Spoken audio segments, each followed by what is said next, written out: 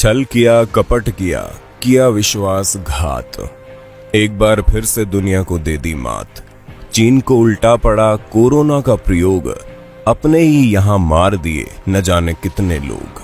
चीन ने अपनी चाल से एक ऐसी बीमारी फैलाई, अच्छे अच्छे देशों की अर्थव्यवस्था डगमगाई।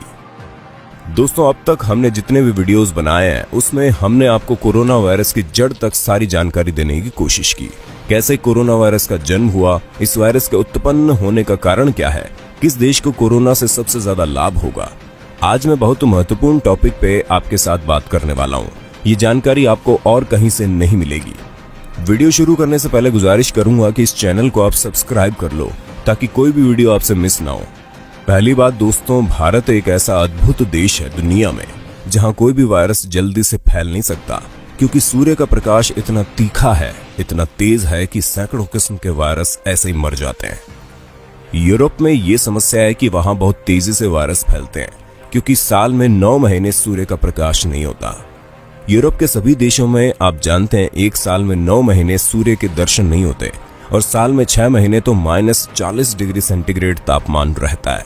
और इतने ठंड वाले इलाके में अगर कोई फ्लू फैले, वायरस फैले, बैक्टीरिया बने तो समझ में आता है, क्योंकि इसको कंट्रोल करने की कोई व्यवस्था नहीं है। भारत जैसा देश तो दुनिया में अद्भुत है, जहां साल के 12 महीने सूर्य प्रकाश मिलता है और गर्मियों में तो 40 से 45 डिग्री सेंटीग्रेड का तापमान रहता है, जिसमें कोई वायरस पनपना ही मुश्किल हो जाता है।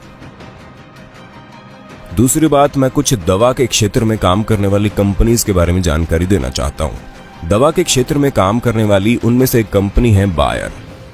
उसकी मूल पूंजी हमारे देश में सिर्फ 6 लाख रुपए है बस, और उसका एक साल का नेट प्रॉफिट 154 करोड़ रुपए है। इसी तरह की एक और कंपनी है जिसका नाम है सिनेमेंट। इसकी मूल पूंजी इस देश में 40 लाख रुपए है, नेट प्रॉफिट 115 करोड़ रुपए है। इसी तरह एक और विदेशी कंपनी है, उसके नाम है सिवेगाईगी। हमारे देश में कुल मूल पूंजी 70 लाख है और एक साल का प्रॉफिट 114 करोड़ रुपए है। देख लो दोस्तों, ये दवा के क्षेत्र में विदेशी कंपनियां कितना मुनाफा कमाती हैं, पर ये टैक्स देने के बाद का प्रॉफिट है। अब आप सोच लीजिए, थोड़ी सी पूंजी लगाकर दवा के क्षेत्र में इनके भयंकर मुनाफे हैं। मुझे अब आपको इन कंपनियों के बारे में एक और आखिरी बात कहनी है। अब इन दवाइयों की कंपनियों को समय पर अपनी दवा बेचनी है, और दवा बेचनी है तो उसके लिए माहौल बनाते हैं, वातावरण तैयार करते हैं। और वो वातावरण और माहौल कैसे तैयार किया जाता है, उसका ताजा उदाहरण है कोरोना वायरस। कोरोना वायरस आ गया, स्वाइन फ्लू आ गया, बर्ड फ्लू आ गया, पूरे देश में हल्ला मचाना। अखबारों में फ्रंट पेज पर खबर छप रही है, टीवी चैनल्स पर दूसरी न्यूज ही नहीं है सिवाय इसके कि कोरोना वायरस, कोरोना वायरस। दोस्तों, आपको बता दूं, भारत में हर साल 4 से 5 लाख लोग मर जाते हैं ट्यूबरकुलोसिस से, और मलेरिया से करीब 2 लाख लोग मर जाते हैं। हेपेटाइटिस, जो कि एक तरह का वायरस ही है, उससे करीब 75,000 लोग मरते हैं हर साल। इतनी बड़ी मौत के आंकड़े हैं। कैंसर, हार्ट अटैक, दमा, अस्थमा, उसके बारे में मीडिया में कोई चर्चा नहीं है। इसके पीछे भी एक रहस्य है दोस्तों। कैंसर का वैक्सीन नहीं बनता, ट्यूबरकुलोसिस का वैक्सीन नहीं बनता, दमा का वैक्सीन नहीं बनता, अस्थमा का वैक्सीन भी नहीं बनता, हृदयाघात का वैक्सीन नहीं बनता। मतलब सीधा सा है, जिन बीमारियों के वैक्सीन नहीं बन पाते उन बीमारियों पर मीडिया चर्चा नहीं करता, क्योंकि उनसे कंपनियों को कोई बड़ा लाभ होने की गुंजाइश ही नहीं है। इन सब बीमारियों के वैक्सीन बन सकते हैं और वैक्सीन बनकर बाजार में बिक सकते हैं, और इसमें विदेशी कंपनियों को मुनाफा बड़ा भयंकर है। इसलिए मीडिया में ये सारी खबरें बहुत तरीके से पेश की जाती हैं और प्रिंट मीडिया में छपवाई जाती हैं।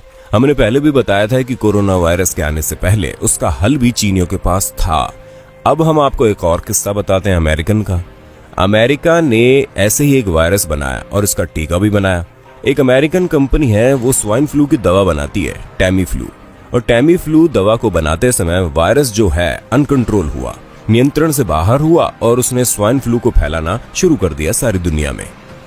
एक अमेरिकन कंपनी की गैर जिम्मेदारी से स्वाइन फ्लू का वायरस सक्रिय हुआ और सारी दुनिया के 30 देशों को उसने अपनी चपेट में लिया।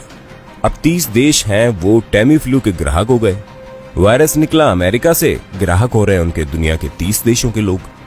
अब वो सब लोग जिनको स्वाइन फ्लू होने की संभावना है या हो गया है, डॉक्टर इनको एक ही दवा लिख रहा है, टैमीफ्लू खाओ।